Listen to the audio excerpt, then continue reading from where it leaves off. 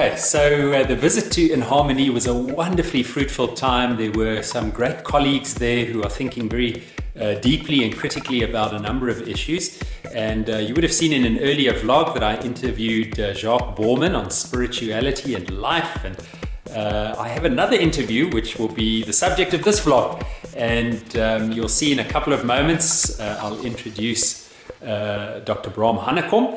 And with him we spoke about what it is that a particular group of South African Christians are able to contribute towards social justice and the transformation of South African society. Now, perhaps just to preface this recording, that South Africa has a very unique, perhaps it's not that unique, but in some senses it is unique, a unique theological and ecclesiological history, in that the ideology of apartheid, the separation of the races, was supported in particular by Christian churches and theology. Of course, we also have the reality that many of the churches were very involved in taking a stand against apartheid, supporting it. People like Desmond Tutu and Beyers Naudé were very involved. Nelson Mandela, on whom I did some research, was a deeply committed Methodist, a Bible study leader. Robert Sobukwe, the founder of the PAC, the same. So there is this history, this tradition of involvement in politics, and of course that places Christians on both sides of the divide. The other interesting thing is that because of our social history, because of apartheid, people are still largely segregated in South Africa. You would have heard me mention this a few times on the vlog, particularly if you go and watch the vlog on inequality, which I'll link in the show notes. You'll see mention of that. Because we've only had 22 years at the time of this recording of democratic engagement, the transfer of power and wealth from white hands has not yet taken place, and it's taking place far too slowly.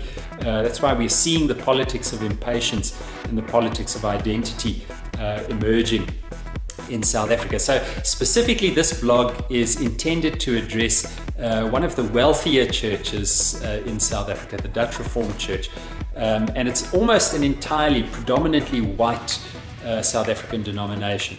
And in some senses, I guess that has to do with geography, but it also has to do with theology. And Braam has been a real leader in trying to get this church to understand its role in bringing about the transfer of wealth and privilege from white hands to the black majority of South Africa. So just to preface the recording so you have a bit of an understanding of where it comes from. So keep watching, and in a moment's time you'll see the interview with Dr. Braam Hannah.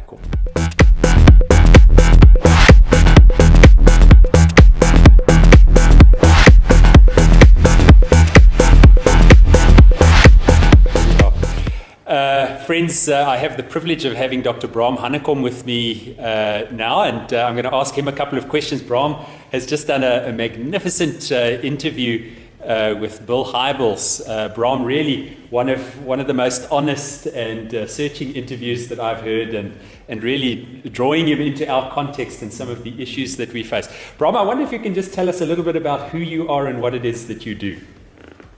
Well, I'm just a simple pastor. Called by Christ many years ago, but I've also served 2 terms as moderator of the Dutch Reformed Church here in the Western Southern Cape, and presently I'm the director for the Centre for Public Witness of our synod, looking at all the current public issues that are facing us, and especially also issues that we as a church need to look into. So this is basically it.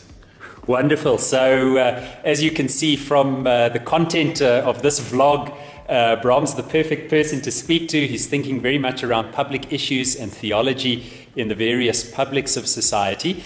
And I said to Braam I'd love to ask him just 1 or 2 questions today. So Braam, it's really just off the cuff, and the title of these videos is "It's Not a Lecture, It's Just a Thought." And that's what we're wanting, just to get people to think a little bit. So Braam, the first question that I want to ask you, we spoke about this a little bit today during the interview. South Africa's celebrated 22 years after the dawn of democracy, but we are seeing sadly that economic inequality is growing in the country. that racial enmity, the Institute for Justice and Reconciliation report is showing that the trust between races is declining in South Africa. And in large measure, I think that's because we are struggling to see a transfer of privilege and wealth from the hands of white South Africans into the hands of the black majority.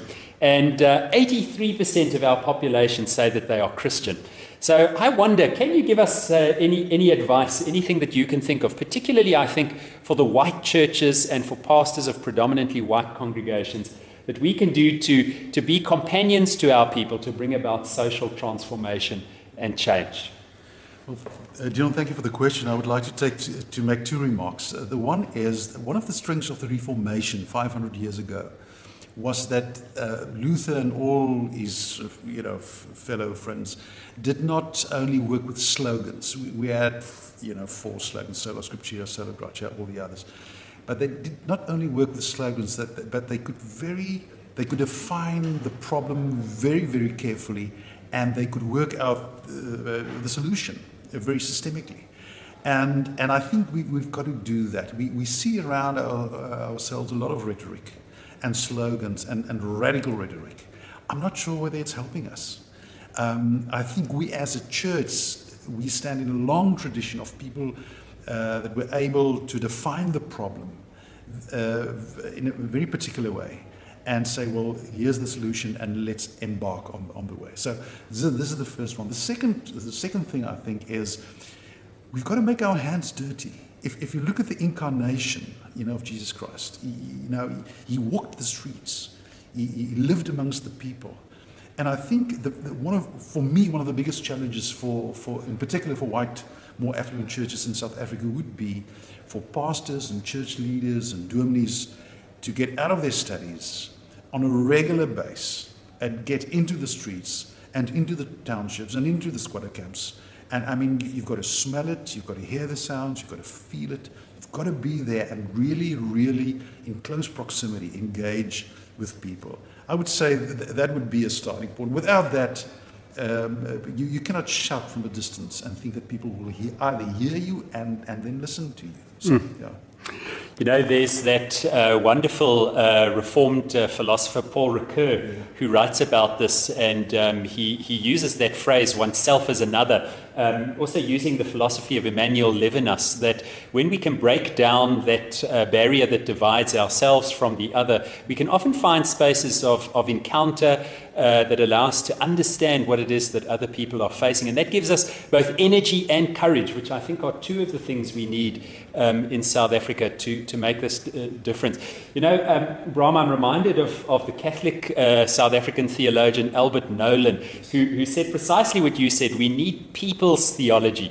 If we're going to do good theology, preach good sermons, be companions, spiritual companions to our people in change, we need to encounter all of the people of South Africa, and perhaps not only those that are in our congregations. Maybe we need to encounter some that are in our town or our city, and not just those in our congregations.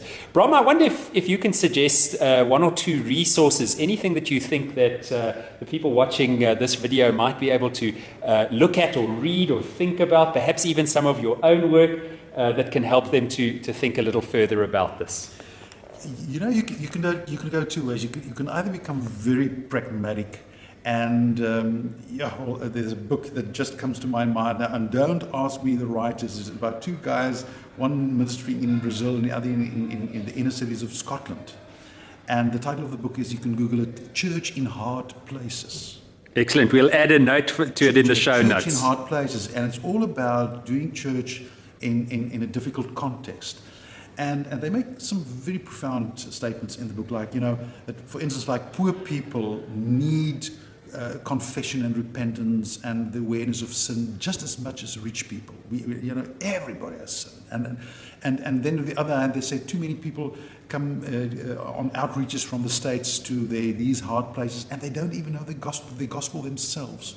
So the first thing that I want to say is, don't try, the church mustn't be an NGO. We must always remember there are other NGOs that will be able to do it better than we are doing it. So But we must engage. Now, you can go two routes. Either go for the practical route, and there are some wonderful books like the one that I've mentioned just now. But then we've got to grow our own spirituality.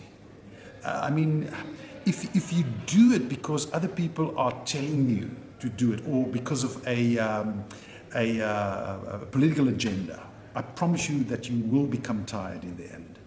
But if there's an inner source, an inner energy that comes from God, that drives you towards the problem, then it will be different. So, just someone like Henry Nouwen, The Road to Daybreak, that was, for me, it's an old book, but his own spiritual journey, moving away from Harvard and moving into a little home for disabled children. I mean, that's a journey. But it was a spiritual journey. So I think we cannot read enough on prayer and deepening our own spirituality. And then on the other hand, like I say, just once you've done that, with that inner strength, you move into reality and engage with the critical issues. Sometimes I think we think that we're very relevant in all the seminars and conferences that we're doing. But once you really get into contact with the really poor people, and look, 90% of the world is poor. So if we want to reach the world, we need to build a church for the poor. And we're not doing it sufficiently enough. I mean, it's so simple. Jesus said, go out into the world.